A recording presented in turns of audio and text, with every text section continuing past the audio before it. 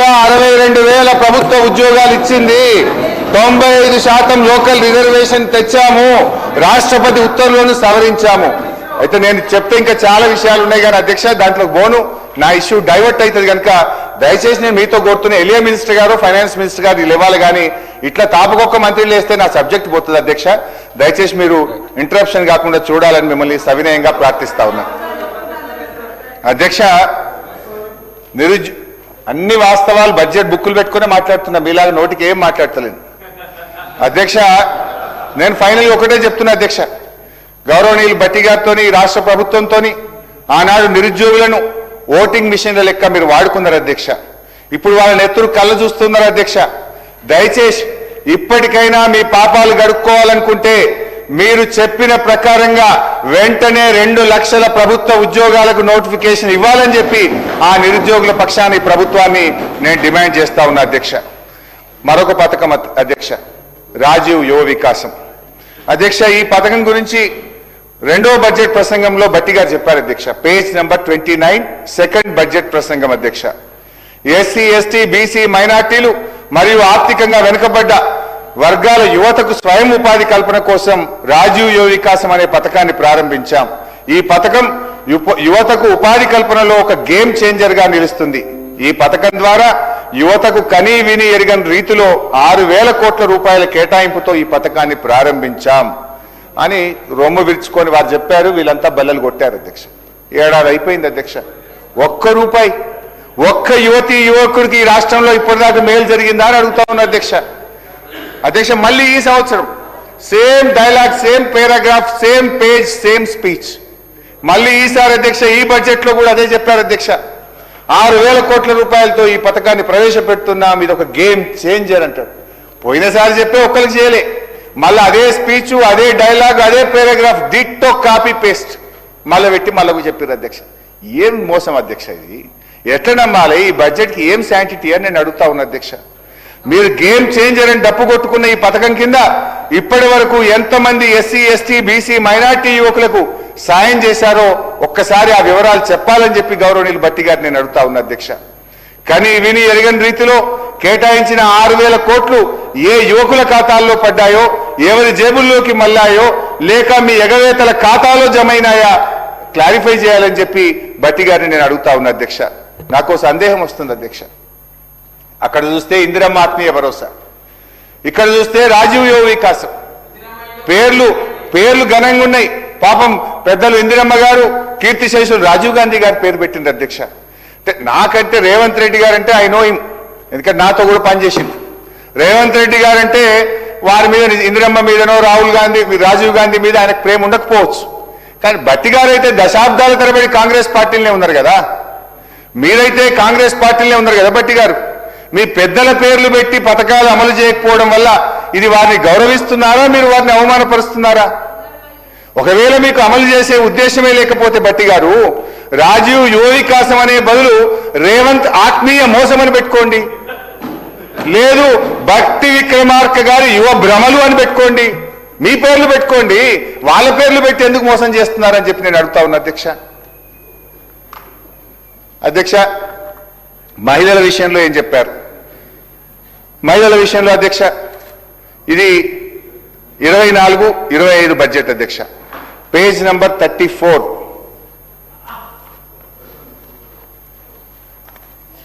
Page number 34 అధ్యక్ష. ప్రతి సంవత్సరానికి కనీసం 20,000 కోట్లకు తగ్గకుండా వచ్చే 5 సంవత్సరాల్లో 1,00,000 కోట్ల రూపాయల వడ్డీ లేని రుణాలు అందించాలని మా ప్రభుత్వం సంకల్పించింది. 1,00,000 కోట్ల రూపాయల వడ్డీ లేని రుణాలు అందించాలని మా ప్రభుత్వం సంకల్పించింది అధ్యక్ష. రెండో బడ్జెట్ అధ్యక్ష 25-26 పేజ్ నంబర్ 37.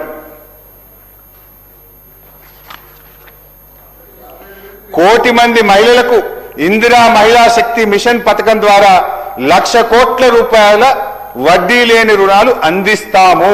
1,00,000 కోట్ల వడ్డీ లేని రుణాలు అందిస్తాం. ఈ బడ్జెట్ చూద్దాం ఇక 26-27 అధ్యక్ష. ఈ బడ్జెట్ లో పేజ్ నెంబర్ 24 అధ్యక్ష. ఈ బడ్జెట్కి వచ్చేసరికి ఏమంటారంటే అధ్యక్ష, 5 సంవత్సరాల్లో 1,00,000 కోట్ల రూపాయల మేరకు బ్యాంకు ద్వారా రుణాలు ఇప్పించే ప్రయత్నం చేస్తాము. అంటే అధ్యక్ష, 4వ బడ్జెట్ వచ్చేసరికి వడ్డీ లేని రుణాలు అనే మాటను మాత్రం కంఫర్టబుల్ గా మాయం చేసేసారు. మేనిఫెస్టోలో 1,00,000 కోట్ల వడ్డీ లేని రుణం, మొదటి బడ్జెట్ లో 1,00,000 కోట్ల వడ్డీ లేని రుణం, రెండో బడ్జెట్ లో 1,00,000 కోట్ల వడ్డీ లేని రుణం, మూడో బడ్జెట్ కి వచ్చేసరికి 1,00,000 కోట్ల రుణం, వడ్డీని కంఫర్టబుల్ గా మాయం చేసింది అధ్యక్ష. అధ్యక్ష, మీరు ఇస్తున్నది ఏంటి? నాడు బీఆర్ఎస్ ప్రభుత్వం ఏదైతే 5 లక్షల రూపాయలకు వడ్డీ లేని రుణం పథకం ప్రవేశపెట్టిందో దాన్ని మాత్రమే మీరు కొనసాగిస్తున్నారు తప్ప మీరెక్కడా కూడా మొత్తం అప్పుకు వడ్డీ లేని రుణాన్ని అందించడం లేదు. ఒక మహిళ, ఒక సంఘం 20 లక్షలు తీసుకుంటే 5 లక్షలకే వడ్డీ లేని రుణం వస్తుంది. మిగతా 15 లక్షల రూపాయలకు ఆ సంఘాలే వడ్డీ కట్టుకుంటున్నటువంటి మాట వాస్తవం. ఒకవేళ మీకు నిజాయితీ ఉంటే, మీకు చిత్తశుద్ధి ఉంటే, మీరు అమలు చేసి ఉంటే ఆ 20 లక్షల రూపాయలకు వడ్డీ లేని రుణం ఇస్తున్న జీవో బయట పెట్టండి, ఆ జీవో ఏదో చూపియండి. లేదంటే ఈ సభను తప్పుదోవ పట్టించినందుకు, యావత్ మహిళా లోకాన్ని తప్పుదోవ పట్టించినందుకు బహిరంగంగా క్షమాపణ చెప్పాలని రాష్ట్రంలోని మహిళల పక్షాన నేను డిమాండ్ చేస్తా ఉన్నా అధ్యక్ష. గిన్ని జూటాలు, గిన్ని జిమ్మిక్కుల అధ్యక్ష. ఏంది అధ్యక్ష? ఇవన్నీ బడ్జెట్ బుక్కులో చెప్పినాయి అధ్యక్ష, నేనేమి వేరే మాట్లాడుతున్నాను అధ్యక్ష. అదేవిధంగా ఇరిగేషన్ అధ్యక్ష, ఇరిగేషన్ విషయంలో అధ్యక్ష మొదటి బడ్జెట్ ప్రసంగం 62వ పేజీ అధ్యక్ష. ఇది ఫస్ట్ బుక్ అధ్యక్ష, 62వ పేజ్.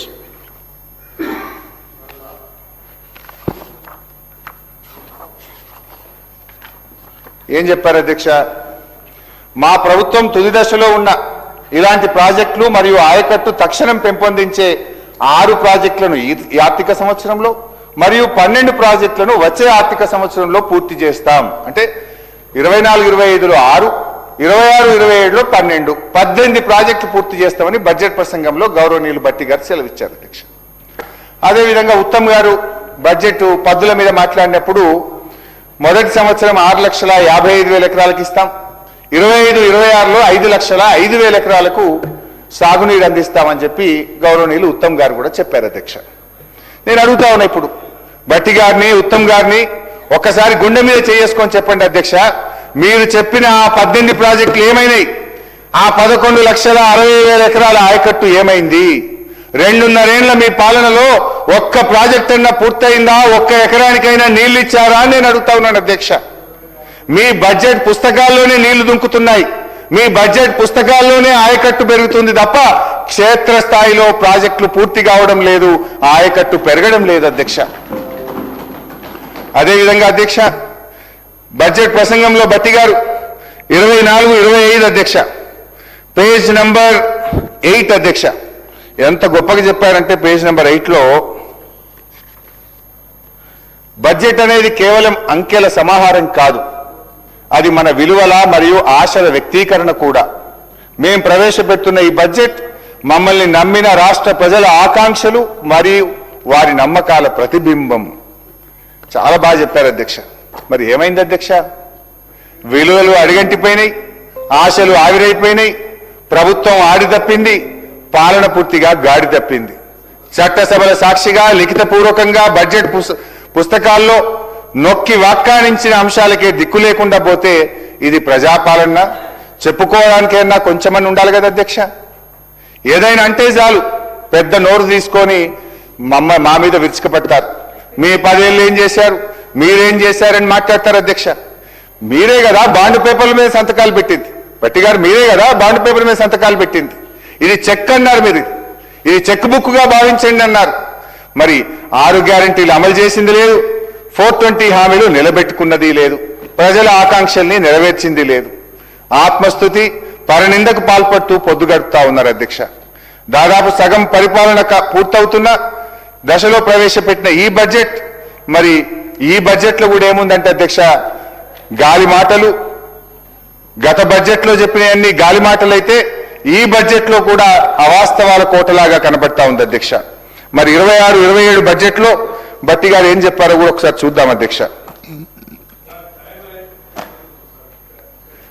సార్ నేను ఇంకా స్టార్టే చేయలేదు సార్, మీ బడ్జెట్కి ఇప్పుడే పోతున్నా సార్. ఇప్పుడు 26-27లోకి ఇప్పుడు పోతున్నాయి సరిగా. ఇప్పటిదాకా మీ పాత 3 బడ్జెట్లు చెప్పిన now I'm going to your this year budget 26-27. Sir 3 గంటలు సభ వాయిదా వేస్తే కుర్చీలో కూర్చున్నా ఎప్పుడు బెల్ కొడతారో అని 3 గంటలు ఒట్టి కూర్చోబెట్టరు కదా సార్.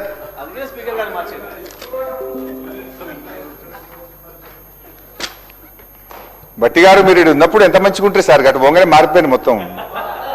ఇక్కడ ఉన్నప్పుడు మంచిగా ఉంటారు సార్ మీరు. అధ్యక్ష, ఈ కొత్త బడ్జెట్లో 26-27 బడ్జెట్లో పోయే ముందు అధ్యక్ష, బట్టి గారు ఒక మాట అన్నారు అధ్యక్ష, కొద్దిగా వినాలి బట్టి గారు. 24-25 బడ్జెట్లో మీరు ఒక మాట అన్నారు, మమ్మల్ని విమర్శించే క్రమంలో ఒక మాట అన్నారు. 24-25 ఫస్ట్ బడ్జెట్లో మీరు అన్న మాట గుర్తు చేసి నేను ఈ బడ్జెట్లోకి వెళ్తా అధ్యక్ష. తెలంగాణ రాష్ట్రం ఏర్పడిన 10 ఏళ్ల తర్వాత వాస్తవానికి దగ్గరగా ప్రణాళికాబద్ధమైన బడ్జెట్ను తొలిసారిగా మా ప్రభుత్వం 2024 ఫిబ్రవరి 10న శాసనసభలో ప్రవేశపెట్టడం జరిగింది. For the first time on February 10th, 2024, after 10 years of formation of Telangana, our government has presented a realistic and planned budget అని చెప్పారు అధ్యక్ష. ఇది 24-25. మరి అది ఎంతవరకు రియలిస్టిక్ ఉందో ఒక్కసారి నేను చెప్తా, బట్టి గారు బహుశా మీరు నోట్ చేసుకుంటారో లేక మీకు తెలిసే ఉంటుంది, మీరు పెట్టిన బడ్జెట్ ఆఫ్ కోర్స్. 2024-25 అధ్యక్ష, వారు చెప్పడం స్టార్టింగ్ ఏమన్నారు, మాది రియలిస్టిక్ బడ్జెట్, మాది ప్లాన్డ్ బడ్జెట్, 10 ఏళ్ల తర్వాత ఫస్ట్ టైం నేను రియలిస్టిక్ బడ్జెట్ పెడుతున్నా అని బల్లగుద్ది చెప్పిండు బట్టి గారు. మరి ఆ బడ్జెట్ రియాలిటీ ఏందో ఇప్పుడు ఒక్కసారి బయట పెడతా అధ్యక్ష. బడ్జెట్ ఎస్టిమేట్ 2024-25 2,90,814 కోట్లు. 2,90,814 కోట్లు. ఆర్ఈ పెట్టిండ్రు పోయినసారి 2,66,608 కోట్లు. ఇప్పుడు యాక్చువల్ ఇప్పుడు బయట పెట్టిండ్రు మీరే. ఇప్పుడు యాక్చువల్ ఈ తెలంగాణ బడ్జెట్ ఇన్ బ్రీఫ్ లో యాక్చువల్ మీరే పెట్టిండ్రు. ఈ బుక్ లో లెక్కనే చెప్తున్నా, నా లెక్క చెప్తలే. యాక్చువల్ ఎంత అంటే 2,31,583. అంటే బడ్జెట్ ఎస్టిమేట్ కు యాక్చువల్స్ మధ్య గ్యాప్ 59,231 కోట్లు, 59,231 crores. అంటే ఇది 20.3% deficit. Is it realistic budget? 20% మీ అంచనాలు తప్పినాయి. 20% అంచనాలు తప్పితే ఇది రియలిస్టిక్ బడ్జెట్ అని చెప్పుకుంటారా బట్టి గారు? ఫస్ట్ టైం పెడుతున్నా, రాష్ట్రం ఏర్పడ్డాక నేను యాక్చువల్ పెడుతున్నా, రియలిస్టిక్ పెడుతున్నా అని చెప్పిండ్రే. 59,000 కోట్ల రూపాయల లోటు వచ్చింది మీ బడ్జెట్లో. పోనీ ఆర్ఈ అన్న కరెక్ట్ పెట్టినరా? ఆర్ఈ మనం నార్మల్గా ఒక నెల ముందు పెడతాం. ఆర్ఈకి యాక్చువల్స్కి ఎంత తేడా ఉందంటే అధ్యక్ష 35,025 కోట్ల రూపాయలు ఉంది. అంటే మీరు ఆర్ఈలో కూడా బ్లఫ్ చేస్తున్నారు, ఈ శాసనసభను తప్పుదో పట్టిస్తున్నారు. ఇది 2024-25. Let's go to 25-26. 2025-26లో చూస్తే అధ్యక్ష వీళ్ళు పెట్టిన బడ్జెట్ 3,04,366 కోట్లు. ఆర్ఈ ఎంత పెట్టిన అధ్యక్ష? 2,81,516 కోట్లు. అగైన్ ఇక్కడ కూడా ఫస్ట్ బడ్జెట్ లో తప్పు పెట్టినట్టే ఇక్కడ కూడా ఆర్ఈలో బ్లఫ్ చేస్తున్నారు అధ్యక్ష. నేను ఇది ఉత్తగా అంటలేను. Up to January CAG report public domain లో ఉంది. కాగ్ రిపోర్ట్ ప్రకారంగా జనవరి వరకు రాష్ట్ర ప్రభుత్వానికి వచ్చిన ఆదాయం 2,07,558 కోట్లు. అంటే ఇంకా 2 నెలలు కదా, ఫిబ్రవరి మార్చ్. 2,07,000 అంటే 21,000 crores పర్ మంత్ యావరేజ్. ఇంకో 43,000 కోట్లు వేసుకున్న ఎంత వస్తుంది? 2,50,000 వస్తుంది. మీరు పెట్టుకున్నది 3,04,000. వచ్చేది ఎంత అధ్యక్ష? 2,50,000 కోట్లు. అగైన్ ఎంత గ్యాప్ అధ్యక్ష? 54,000 కోట్లు. ఫస్ట్ బడ్జెట్ లో 55,000 కోట్ల గ్యాప్, 59,000 కోట్ల గ్యాప్. సెకండ్ బడ్జెట్ లో 54,000 కోట్ల గ్యాప్ అధ్యక్ష. ఇక థర్డ్ బడ్జెట్ నిన్న పెట్టారు.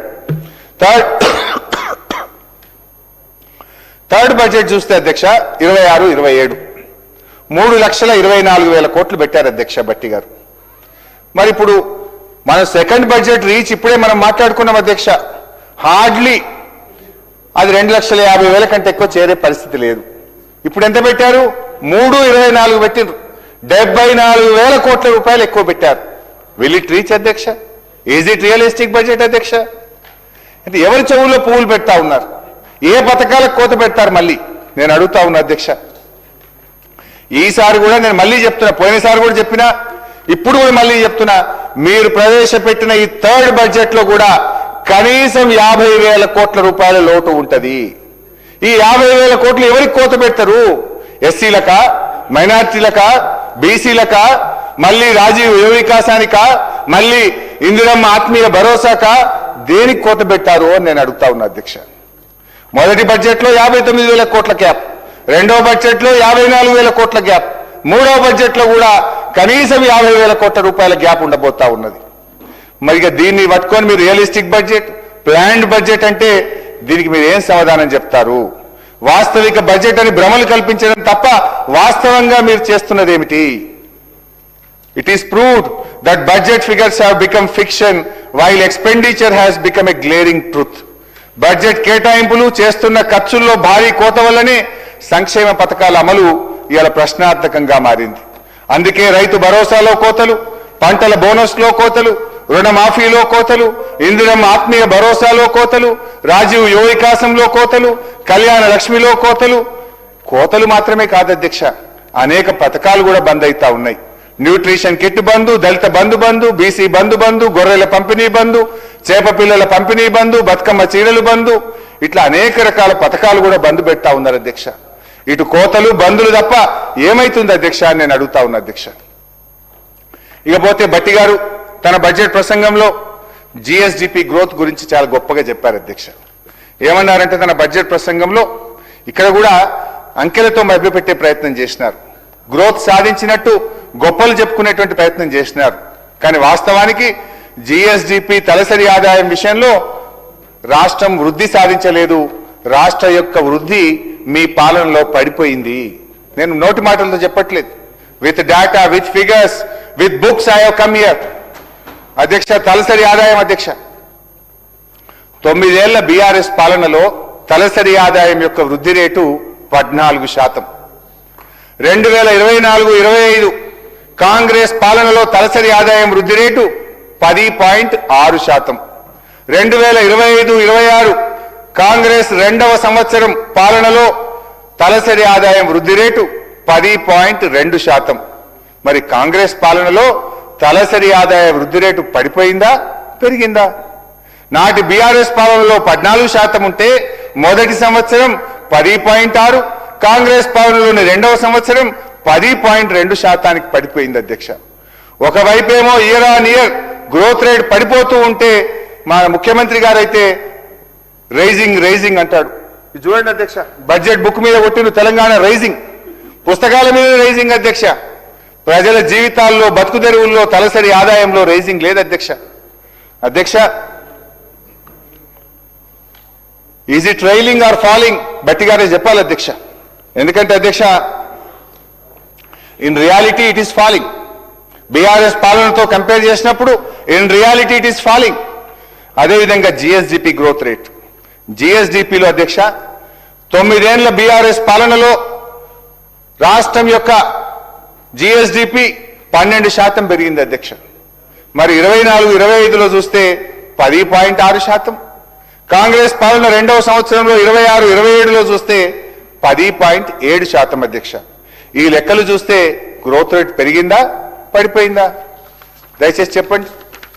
అదేవిధంగా అధ్యక్ష, సరే దాన్ని కూడా మీరు గొప్పగా చెప్పుకునే ప్రయత్నం చేసిండ్రు. ఇన్ఫాక్ట్ మీ స్పీచ్లో 10.7% పెరిగింది అంటున్నారు. అంటే మీరు 12% నుంచి 10.7%కు తగ్గింది అని చెప్పాల్సింది పోయి మీరు పెరిగింది అని చెప్పేటువంటి ప్రయత్నం చేసింది అధ్యక్ష. అధ్యక్ష, ఇదేంది? మీ పరిపాలన వ్యవస్థ ఫెయిల్ అయింది. It is the failure of your governance. అదేవిధంగా రెవెన్యూ రిసిప్ట్స్ అధ్యక్ష, రెవెన్యూ రిసిప్ట్స్ బీఆర్ఎస్ ప్రభుత్వం అధికారంలోకి వచ్చిన 2014-15లో 51,041 కోట్ల రూపాయలు ఉండే అధ్యక్ష. 23-24 మేము దిగిపోయే నాటికి 1,69,293కు పెంచినాం అధ్యక్ష. అంటే 10 ఏళ్ల యావరేజ్ గ్రోత్ రేటు 23%. అంటే రాష్ట్రం యొక్క ఆదాయం 23% ఇయర్ ఆన్ ఇయర్ మా 9 ఏళ్లలో గ్రోత్ రేట్ అధ్యక్ష, యావరేజ్ గ్రోత్ రేట్. మరి కాంగ్రెస్ పాలనకు వద్దాం అధ్యక్ష. 2023-24లో రాష్ట్రం యొక్క రెవెన్యూ రిసిప్ట్ 1,69,293 కోట్లు. మరి 24-25లో కాంగ్రెస్ ప్రభుత్వం అధికారంలోకి వచ్చిన తర్వాత మొదటి సంవత్సరం రెవెన్యూ రిసిప్టు 1,67,804 కోట్ల రూపాయలు. పెరిగిందా తగ్గిందా? 1,69,293 ఉంటే 1,67,804 తగ్గిపోయింది. 1,489 కోట్లు తగ్గింది అధ్యక్ష. This is -1%. బీఆర్ఎస్ హయాంలోనేమో 23% ప్లస్ 23% యావరేజ్ మేము పెరిగినాం. కానీ మీ పాలనలో -1%. రాష్ట్రం యొక్క ఆదాయం దెబ్బతిన్నది. పాజిటివ్ గ్రోత్ను నెగటివ్ గ్రోత్గా మార్చారు. దీన్ని పురోగమనం అంటారా తిరోగమనం అంటారా? గౌరవనీయులు భట్టి గారు తన సమాధానంలో చెప్పాలి అధ్యక్ష. అట్లనే రెవెన్యూ సర్ప్లస్ 2014-15లో ఆనాడు మేము అధికారంలో ఉన్నప్పుడు 368 కోట్లు రెవెన్యూ సర్ప్లస్ ఉండే. మేము దిగిపోయే నాటికి 2023-24 నాటికి 779 కోట్ల రెవెన్యూ సర్ప్లస్తో మీకు ఈ రాష్ట్రాన్ని అప్పగించాం అధ్యక్ష. ఇవాళ బడ్జెట్లో పెట్టినారు అధ్యక్ష, బుక్లో పెట్టారు, యాక్చువల్స్ పెట్టారు. మొన్న బీఈలో లాస్ట్ ఇయర్ పెట్టలే కానీ ఇప్పుడు 2024-25 యాక్చువల్స్ ఈ బుక్లో భట్టి గారు నిన్న ఇచ్చారు అధ్యక్ష. ఏమిచ్చారు అధ్యక్ష? డెఫిషిట్. మన రాష్ట్రం 9,420 కోట్లు 2024-25లో డెఫిషిట్ ఉన్నట్టుగా భట్టి గారు తన దాంట్లో చెప్పారు అధ్యక్ష. అంటే ఇది నెగటివే అధ్యక్ష. ఇప్పుడు చెప్పండి, రాష్ట్రాన్ని ఎవరు దివాలు తీశారు? మేము రాష్ట్రాన్ని రెవెన్యూ సర్ప్లస్ గా మీకు అప్పచెప్తే 2 ఏళ్లలో మీరు రెవెన్యూ డెఫిషిట్ గా మార్చారా లేదా? ఇవాళ ప్రజలకు సమాధానం చెప్పాల్సిన అవసరం ఉంది అధ్యక్ష. అదేవిధంగా ఎస్ఓటీఆర్ అధ్యక్ష, స్టేట్ ఓన్ ట్యాక్స్ రెవెన్యూ, ఎస్ఓటీఆర్ 2014-15 మా ప్రభుత్వం వచ్చిన మొదటి సంవత్సరం రాష్ట్రం యొక్క స్వంత వనరుల ఆదాయం 29,288 కోట్లు. మేము దిగిపోయే నాటికి 23-24 సంవత్సరంలో 1,11,798 రూపాయలు అధ్యక్ష. అంటే 281% గ్రోత్, 281% వృద్ధిని సాధించి మీకు అప్పచెప్పినాం. మరి మీరేం చేశారు? సరే, మా టైంలో కూడా ఒక్కసారి తగ్గింది. ఒక్క కరోనా సమయంలో 2019-20లో 67,597 కోట్లు ఉంటే 2021లో 66,650కి తగ్గింది. అంటే కరోనా సంవత్సరంలో -1.4 పోయినాం మేము. 1920 కంటే 2021లో -1.4. ఒక్క సంవత్సరం మాత్రం రాష్ట్ర సొంత వనరుల ఆదాయం తగ్గింది. మరి కాంగ్రెస్ వచ్చింది అధ్యక్ష. మరి 23-24లో 1,11,798 ఉంటే అధ్యక్ష 24-25 సంవత్సరానికి 1,09,233కు తగ్గింది అధ్యక్ష. అంటే 2,565 కోట్ల రూపాయల రాష్ట్ర ప్రభుత్వ ఆదాయం తగ్గింది. ఇది -2.3%. అంటే కరోనాలో బీఆర్ఎస్ ప్రభుత్వ హయాంలో -1.4 ఉంటే ఇప్పుడు కరోనా లేదు, ఏమీ లేదు. కానీ మీ పాలనలో రాష్ట్ర ప్రభుత్వ ఆదాయం -2.4 తగ్గింది. కరోనా కాలం కాంగ్రెస్ కాలంలో -2.3 తగ్గింది అధ్యక్ష. కరోనా కాలంలో 947 కోట్లు తగ్గితే కాంగ్రెస్ కాలంలో 2,565 కోట్లు తగ్గింది అధ్యక్ష. అంటే కరోనా కంటే కాంగ్రెసే ప్రమాదమైందని అర్థమవుతుంది కదా అధ్యక్ష. కరోనా తగ్గిన దానికంటే కాంగ్రెస్ పాలనలో ఇంకా ఎక్కువ తగ్గింది అధ్యక్ష. ఎందుకు తగ్గింది? ఒకసారి అనలైజ్ చేసుకున్నారా? ఒకసారి రివ్యూ చేసుకున్నారా? ఆత్మవిమర్శ చేసుకున్నారా? ఎందుకు తగ్గింది అధ్యక్ష? Hydraa, RR tax, TDR, Gachibowli to Shamshabad metro rail రద్దు, పెద్ద ఎత్తున భూములను నిషేధిత జాబితాలో చేర్చడం, ఇట్లా 1 కాదు 2 కాదు, తలా తోకలేని నిర్ణయాలు, విధ్వంసకరమైన ఆలోచనలతో రాష్ట్ర ప్రభుత్వ ఆదాయం గణనీయంగా తగ్గుతా ఉంది. ఎందుకు తగ్గిందో, ఏ తప్పుడు విధానాల వల్ల తగ్గిందో 1-2 చెప్పే ప్రయత్నం చేస్తే టైం లేదు కానీ 1-2 శాఖలు చెప్పే ప్రయత్నం చేస్తే అధ్యక్ష. స్టాంప్స్ అండ్ రిజిస్ట్రేషన్ 2014-15లో రాష్ట్రం ఏర్పడ్డ మొదటి సంవత్సరం స్టాంప్స్ అండ్ రిజిస్ట్రేషన్ ఆదాయం 2,177 కోట్లు. మేము దిగిపోయే నాటికి అధ్యక్ష 14,296 కోట్లు, 14,296 క్రోర్స్. అంటే బీఆర్ఎస్ ప్రభుత్వంలో 2,177 కోట్ల నుంచి 14,296 కోట్లకు స్టాంప్స్ అండ్ రిజిస్ట్రేషన్ ఆదాయం పెరిగింది. మొదటి సంవత్సరం అయితే 42% గ్రోత్. బీఆర్ఎస్ ప్రభుత్వం వచ్చిన మొదటి సంవత్సరంలో 42% గ్రోత్ అధ్యక్ష. కానీ మరి రేవంత్ రెడ్డి గారి పాలనలో ఏం జరిగిందో ఒక్కసారి చూద్దాం. కాంగ్రెస్ ప్రభుత్వం వచ్చిన మొదటి సంవత్సరంలో రిజిస్ట్రేషన్ల ఆదాయం రికార్డు స్థాయిలో పాతాళలోకానికి పడిపోయింది అధ్యక్ష. ఏకంగా -42%. మేము +42% మొదటి సంవత్సరం, మీ మొదటి సంవత్సరం -42% అధ్యక్ష. 8,473 కోట్లకు పడిపోయింది అధ్యక్ష. ఈ సంవత్సరం జనవరి కాగ్ రిపోర్ట్ మొన్న వచ్చింది, ఇంక ఫిబ్రవరి రాలే, చూస్తా ఉంటే అధ్యక్ష. మాట్లాడడానికి ముందే ఏమైనా వస్తుందేమో, ఇంకా దగ్గరగా మాట్లాడదామని ట్రై చేసినా కానీ మాకు దొరకలేదు అధ్యక్ష. బట్ జనవరి కాగ్ రిపోర్ట్ వరకు దాదాపు 12,000 కోట్లు వచ్చింది అధ్యక్ష. ఫిబ్రవరి మార్చి కలిపినా ఇంకా 2023-24 నాటి ఆనాటి ఆదాయం 14,296 కోట్లకు కూడా మీరు చేరుకునే పరిస్థితి కనబడతలేదు అధ్యక్ష. అంటే even after 2 years of your government there is no growth in stamps and registration department. ఇంకా పాతదే మీరు చేర్చలేరు. ఇది ఎందుకు ఇట్లా జరుగుతూ ఉంది? ఇది మీ పరిపాలన వైఫల్యం కాదా? మీ పరిపాలనలో ఉన్న లోపాల వల్ల కాదా? ఆత్మవిమర్శ చేసుకోండి, సరి చేసుకోవాలని చెప్పి నేను ప్రభుత్వానికి సూచన ఇస్తా ఉన్నా అధ్యక్ష. అదేవిధంగా అధ్యక్ష, నేను చాలా విషయాలే కానీ కొంత కట్ షార్ట్ చేస్తే అట్లీస్ట్ ఇంకో 1 hour కావాలి అధ్యక్ష నాకు. వెహికల్ ట్యాక్స్ అధ్యక్ష, నేను మంచి సలహా ఇస్తున్నా భయ్. ఆదాయం ఎందుకు తగ్గింది రివ్యూ చేసుకోండి అని చెప్తున్నా. విప్పు గారు పైకి పోయొచ్చినప్పుడే అర్థమైంది నాకు, సూచనలు సిగ్నల్ అని అర్థమవుతున్నాయి. విప్పు గారు పోయొచ్చిండు పైకి, అర్థమైపోయింది. కొత్త విప్పు పోయొచ్చిండు ఇప్పుడే. నేనేం లాగుల భాష తొండల భాష చెప్తలేను కదా భయ్.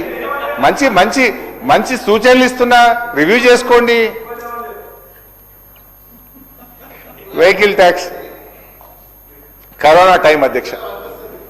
వెహికల్ ట్యాక్స్ లో అధ్యక్ష కరోనా టైంలో తప్ప బీఆర్ఎస్ పాలనలో ఎప్పుడూ ఆర్టీఏ ట్యాక్స్ తగ్గలేదు అధ్యక్ష. 2023-24లో మేము దిగిపోయినప్పుడు ఆర్టీఏ ద్వారా వచ్చే ఆదాయం 7,095 కోట్ల అధ్యక్ష. మరి కాంగ్రెస్ పాలనలో మొదటి సంవత్సరం 24-25లో 6,992 కోట్లకు పడిపోయింది. వాట్ డస్ దిస్ ఇండికేట్ అధ్యక్ష? ఎందుకు పడిపోయింది? ఎక్కడ లోపం ఉంది? రివ్యూ చేసుకోండి. కరోనా లేదు కదా ఇప్పుడు. అరే మా హయాంలో కరోనా వచ్చింది, పెద్ద నోట్ల రద్దు వచ్చింది, మాకెన్నో ఇబ్బందులు వచ్చినాయి, కానీ మీకేం లేదు కదా. కరోనా కంటే కాంగ్రెస్ డేంజర్ అని అర్థమవుతుంది ఇప్పుడు అధ్యక్ష. సరే, నేను పాలిటిక్స్ లాస్ట్ పోతా అధ్యక్ష. నా only I will confine to the subject అధ్యక్ష. కేంద్ర ప్రభుత్వ గ్రాంట్లు అది కూడా చూద్దాం ఒకసారి. భట్టి గారు, ఇట్లా మోసం చేస్తే ఎట్లా సార్? మీరు 23-24లో గ్రాంట్ ఇన్ ఎయిడ్ కేంద్రం నుంచి మనకు వచ్చింది 9,933 కోట్లు. 24-25లో వచ్చింది మీ ప్రభుత్వంలో 7,913 కోట్లు, తగ్గింది. మాకంటే మీ హయాంలో ఢిల్లీ నుంచి డబ్బులు తేవడంలో కూడా మీరు ఫెయిల్ అయింది. 7,913 కోట్లకు తగ్గింది. ఓకే, గ్రాంట్ ఇన్ ఎయిడ్ తగ్గింది. 25-26లో ఏం పెట్టింది మీరు? బిఈలో వచ్చింది 7,900 అయినా 22,782 వస్తుందని మీరు పోయిన బడ్జెట్లో పెట్టిండ్రు. నేను అప్పుడే చెప్పిన ఇది రాదండి, మీరు ఒట్టిగా పెట్టిండ్రు అన్న. నేను తెచ్చి చూపిస్తా అన్నారు మీరు. సరే తెస్తారేమో బట్టి గారు అనుకున్నా. ఇప్పుడు మీరే ఆర్ఈలో పెట్టిండ్రు నిన్న. లేదా 25-26లో 22,700 వస్తుంది అనుకున్నాం. రాదు 11,161 వస్తుందని మీరే నిన్న ఆర్ఈలో సెలవిచ్చిండ్రు. మరి మీరే 11,161 వస్తుందని ఆర్ఈలో పెట్టిండ్రు. మళ్ళా వచ్చే సంవత్సరానికి 24,166 కోట్లు వస్తుందని మళ్ళీ పెట్టింది. అంటే ఎవరి చెవులలో పువ్వులు పెడుతుండ్రు? 23-24లో వచ్చింది 9,000, 24-25లో వచ్చింది 7,900, 25-26లో వస్తుందని మీరు చెప్తున్నది 11,000. మళ్ళీ 26-27లో 24,166 కోట్లు వస్తుందని చెప్తే ఇది ఎవరి చెవుల్లో పువ్వు పెడుతున్నారు? వాస్తవానికి దూరంగా లేదా ఈ అంకెలు? ఈ బడ్జెట్ ఇది ఎట్లా రియలిస్టిక్ బడ్జెట్ అవుతుందని నేను బట్టి గారిని అడుగుతా ఉన్నా అధ్యక్ష. ఎక్సైజ్ అధ్యక్ష, ఇంట్లో మాత్రం బడ పెంచారు అధ్యక్ష. ఒరే ఏం పెంచుడు ఆయన చక్కెరచ్చి పడిపోవాలి. చూపల్లి గారు అదికి వస్తున్నాడు అంటే ఎఫిషియెంట్ మినిస్టర్ కదా, తెస్తారేమో అధ్యక్ష. ఈ బుక్లో అధ్యక్ష ఇప్పుడు బట్టి గారు 26-27 బుక్లో ఏం చెప్పారంటే అధ్యక్ష, 2024-25లో ఎక్సైజ్ ఇన్కమ్ 34,603 కోట్లు వచ్చిందని చెప్పిండ్రు. 34,603 కోట్లు వచ్చిందని చెప్పిండ్రు. ఓకే, అయితే ఈ సంవత్సరం ఎంత పెట్టింది తెలుసా అధ్యక్ష బట్టి గారు? 46,941 కోట్లు పెట్టేసిండు. ఎక్కడ 34, ఎక్కడ 46? అంటే దాదాపు 12,338 కోట్లు ఎక్సైజ్ మీద అధిక ఆదాయాన్ని సంపాదిస్తామని బట్టి గారు బడ్జెట్లో పెట్టింది అధ్యక్ష. అంటే 12,338 కోట్లు అధిక ఆదాయం రావాలంటే ఎంత అమ్మాలి? రెగ్యులర్గా అమ్మే ఎక్సైజ్ కంటే ఇంకో 25,000 కోట్ల మందు ఎక్కువ అమ్మితే నీకు 12,000 కోట్ల ఆదాయం వస్తుంది. అంటే 25,000 కోట్ల రూపాయల మందు ఇంకెక్కువ అమ్మాలంటే గల్లీ గల్లీకి బెల్ట్ షాపు, గ్రామ గ్రామానికి బార్ షాపులు పెడతారా అధ్యక్ష? అంటే ఈ రాష్ట్రాన్ని తాగుబోతున్న తెలంగాణ చేస్తారా? ఏం చేయదలుచుకున్నారు ఈ రాష్ట్రాన్ని మీరు? ఎట్లొస్తుంది అంటే మీరు పెట్టుకున్న గ్రోత్ 35% ఎక్సైజ్ లో అధిక ఆదాయం వస్తుందని మీరు ఈ సంవత్సరం పెట్టుకున్నారు అధ్యక్ష. ఎట్లా సాధ్యమవుతుందని నేను అడుగుతా ఉన్నా అధ్యక్ష. అధ్యక్ష అధ్యక్ష గౌరవ సభ్యులు హరీష్ రావు గారు మాట్లాడిన గురించి చూస్తే ఎవరు గాడి చేస్తారో వాస్తవాలు ఏంది, ఏ విధంగా వక్రీకరించి చెప్పడానికి మంచి ఉదాహరణ. బీఆర్ఎస్ ప్రభుత్వము అధికారులకు వచ్చినప్పుడు అంటే 2014 2 జూన్ నాడు ఎక్సైజ్ రాష్ట్ర ఎక్సైజ్ ఆదాయం 9,900 కోట్ల అధ్యక్ష. So around 10,000 crores. 2023 వాళ్ళు దిగిపోయే నాటికి ఎక్సైజ్ ఆదాయం 35,000 కోట్ల రూపాయలు, సబ్జెక్ట్ టు కరెక్షన్ 1,000 కోట్లు టోటల్.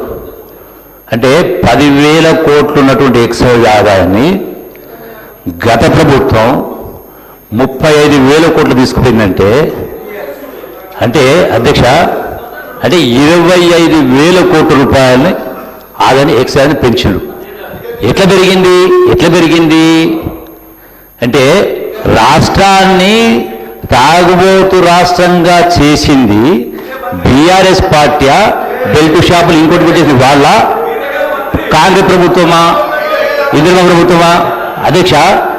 ఈ ప్రభుత్వం అంటే రేవంత్ రెడ్డి గారి నాయకత్వంలో ఈ గత 2 సంవత్సరాలు వచ్చిన తర్వాత 35,000 కోట్ల ఆదాయం పోయి సుమారుగా 39,000 కోట్లకు వచ్చింది. అందులో కూడా ఈ మధ్యలో టెండర్స్ అయితే పిలవడం జరిగిందో కొత్త షాప్స్లో 2,000 కోట్ల ఆదాయం వచ్చింది. అంటే డిఫరెన్స్ అనేది 2 సంవత్సరాల కాలం కేవలం 2,000 కోట్ల రూపాయలు మాత్రమే డిఫరెన్స్ ఉంది. అంటే ఎవరు రాష్ట్రాన్ని తాగుబోతు రాష్ట్రంగా మార్చిండ్రు? రెండు అధ్యక్ష, 1% కూడా పన్నులు పెంచలేదు. గత ప్రభుత్వమే ఆదాయం పెంచుకోవడం కోసం 100 కాదు 200% ట్యాక్స్ పెంచడం జరిగింది, 300% ట్యాక్స్ పెంచడం జరిగింది. ఈ ప్రభుత్వం వచ్చిన తర్వాత మీరు చేసిన ఏ ఒక్క చట్టాన్ని కూడా మార్చలేదు, అదనంగా ఆదాయాన్ని సంపాదించే ప్రయత్నం చేయలేదు. బెల్ట్ షాపుల గురించి అయితే మాట్లాడుతూ ఉన్నారో, మీ ప్రభుత్వ హయాంలో బెల్ట్ షాపులు తగ్గించడానికి ఏవైతే కేసులు నమోదైనో ఈ ప్రభుత్వం వచ్చిన తర్వాత అంతకంటే రెట్టింపు కేసులు నమోదు చేసి శిక్షలు కూడా పరిగణ చేయడం జరిగింది. బట్ వాస్తవం ఇదైతే దానికి భిన్నంగా మాట్లాడుతూ మరి ఈ సభ ద్వారా రాష్ట్ర ప్రధానికని తప్పుగా పట్టించగా ఎవరు చేస్తున్నారు అధ్యక్ష?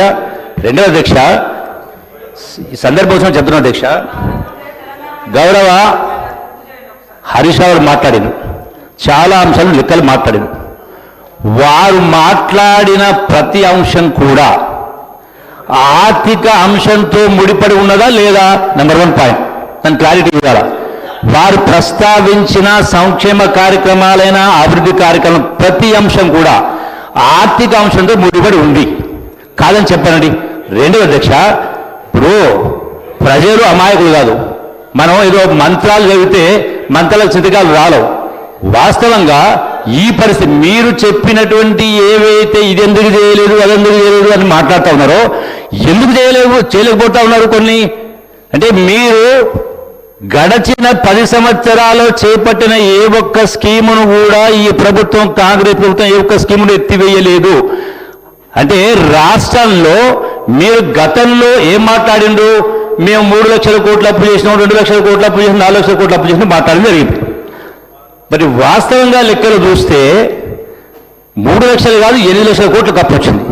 అంటే గడచిన 10 సంవత్సరాల కాలంలో 22 మంది ముఖ్యమంత్రులు రాష్ట్రాన్ని 65 సంవత్సరాలు పరిపాలన చేస్తే, ఇంక్లూడింగ్ ఎన్టీ రామారావు, చంద్రబాబు నాయుడు గారు పరిపాలన చేస్తే 64 సంవత్సరాలు 22 మంది ముఖ్యమంత్రులు పరిపాలన చేస్తే రాష్ట్రం పైన ఉన్న అప్పు 65,000 కోట్లు. అంటే ఆ ప్రభుత్వాలు ఏం పనిచేయలేదా? ఈ నాగార్జున శ్రీశైలం ప్రాజెక్టులు రకరకాల ప్రాజెక్టులు, గ్రామాల్లో స్కూళ్ళు కానీ కరెంటు కానీ చేయలేదా? అయినా కూడా 64,000 కోట్లు అప్పు ఉంటే భారతదేశానికే ఆదర్శంగా మేము పరిపాలన చేసిన గొప్పలు చెప్పుకున్నటువంటి నాయకులు మరి ఏ విధంగా 65,000 కోట్ల రూపాయలు 7 లక్షల కోట్ల అప్పు చేసిండు? మరి దానికి కట్టిన వడ్డీ ఎంత? మీరు తెచ్చిన అప్పులకు వడ్డీ కట్టిన లెక్క ప్రకారం ఆనాడు కాంగ్రెస్ ప్రభుత్వం దిగిపోయిన నాటికి సంవత్సరానికి 6,500 కోట్ల వడ్డీ కడతా ఉంటే, మీరు దిగిపోయే నాటికి సంవత్సరానికి సుమారు 70,000 కోట్ల అప్పు చేస్తా ఉన్నాం. ఈ 2 సంవత్సరాల కాలంలో సీఎం రేవంత్ రెడ్డి గారు ముఖ్యమంత్రి అవుతా సుమారుగా 1,50,000 కోట్ల రూపాయలు ఈఎంఐస్ కట్టడం జరిగింది. అంటే మరి ఇంత అప్పు చేసిన తర్వాత కూడా, ఇంత ఆర్థిక ఇబ్బందులున్నా కూడా మీరు తెచ్చినటువంటి ఏ స్కీమ్ని ఎత్తివేయకుండా ఇవాళ 20,000 కోట్ల రుణమాఫీ కావచ్చు, 20,000 కోట్ల ఇంద్రమేలు కావచ్చు, రకరకాల కార్యక్రమం చేసిన తర్వాత కూడా మీరు ఈ విధంగా మాట్లాడుతూ ఉంటే ఇది జరగకపోవడానికి సరే. ఇంకా ఈ ప్రభుత్వం వచ్చి కేవలం 2 సంవత్సరాలు మాత్రమే అయ్యింది. 2 సంవత్సరాలు 3 మాసాలు అయింది. ఇంకా 3 సంవత్సరాలు మళ్ళీ వచ్చే 5 సంవత్సరాలు. అంటే మరి చెప్పినవి మీరు అన్నారు, చాలా సందర్భాలు మాట్లాడిరు, ఇది గ్యారంటీ కార్డు అని. మా గ్యారంటీ కార్డు 2 సంవత్సరాలదే, మీ గ్యారంటీ 10 సంవత్సరాల కాలంది. 10 సంవత్సరాలైనా కూడా 10 సంవత్సరాలకు చెప్పింది. ఇన్ని లక్షల కోట్లు అప్పు చేసినా కూడా రాష్ట్ర ధనిక రాష్ట్రాన్ని అప్పచెప్పిన తర్వాత 8 లక్షల కోట్లు అప్పు చేసిన తర్వాత కూడా మీరు 10 సంవత్సరాలు చాలా మీరు అమలు చేయాలని చాలా ఉన్నాయి. ఇప్పుడు వాస్తవాలు ఉన్నప్పుడు మీరు ఎక్సైజ్ సంబంధించి అంటే రాష్ట్ర ప్రభుత్వాన్ని మసిగా బట్టగాల్సి మీదేస్తూ తుడుచుకున్నట్టుగా మరి వాస్తవం ఒకటి ఉంటే ఇంకోటి చెప్తా ఉంటే ఇది మీకు సరిపోదు, మీ యొక్క స్థాయికి సరిపోదు చెప్పి ఒకసారి సవరించుకోవాలని చెప్తాను అధ్యక్ష. హరీశ్రావు సార్, ఇప్పుడు కొంచెం ఇంటరప్షన్స్ లేకుండా ఇది ఫైనాన్స్ మినిస్టర్ గారు ఆన్సర్ చేయాలి సార్. ఇంతమంది మంత్రులు వేస్తే కష్టమైంది అధ్యక్ష. గౌరవనీయులు జూపల్లి గారు అది పద్దుల మీద వచ్చినప్పుడు వారిని మాట్లాడమనండి, మేము కూడా చెప్తాం. అధ్యక్ష, గౌరవనీయులు జూపల్లి గారు, నేనేమి నా సొంతగా చెప్పలే. ఇది 2026-27 తెలంగాణ బడ్జెట్ ఇన్ బ్రీఫ్ గౌరవనీయులు ఆర్థిక మంత్రి వారి ఫోటోతో సహా, వారి సంతకంతో సహా వారు పెట్టిన బుక్లో నుంచే చెప్తున్నా. ఇందులో ఏం చెప్పిందంటే అధ్యక్ష, 2024-25 యాక్చువల్ ఇన్కమ్ 34,633 కోట్లు. ఈ ఇయర్ ఎక్సైజ్ మీద 46,941 కోట్ల ఆదాయం తెచ్చుకుంటామని అంచనా పెట్టారు. దానికి దీనికి తేడా 12,338 కోట్లు. ఈ 12,338 కోట్లు ఎట్లా ఆదాయం వస్తుందో బట్టి గారు సమాధానం ఇవ్వండి. గల్లీకో దుకాణం పెడతారా, మండలంకో బార్ షాప్ పెడతారా, పట్టణానికి ఒక బ్రీవరీ పెడతారా, ఏం చేస్తారు, ఏం మంత్రం వేస్తారు, ఏం మాయ చేస్తారో సమాధానం మీ సమాధానంలో చెప్పండి. నంబర్ 1. నంబర్ 2 అధ్యక్ష, పెద్దలు జూపల్లి గారు నేను అందులో పోతే టైం వేస్ట్ అయిద్దని చెప్తలేను కానీ వారు ఏమన్నారు, 10 ఏళ్లలో 25,000 కోట్లు పెరిగింది అన్నారు. అంటే సంవత్సరానికి 2,500 కోట్లు పెరిగింది అని వారు నన్ను ప్రశ్నించారు. ఇప్పుడు అధ్యక్ష ఒకటి, ఇప్పుడు మీరు ప్రభుత్వంలో ఉన్నారు, మేము ప్రతిపక్షంలో ఉన్నాం. మా పాలన అయిపోయింది, మీరు ప్రశ్నించుడు అయిపోయింది, బిల్లు పాస్ అయిపోయింది, ప్రజలు తీర్పు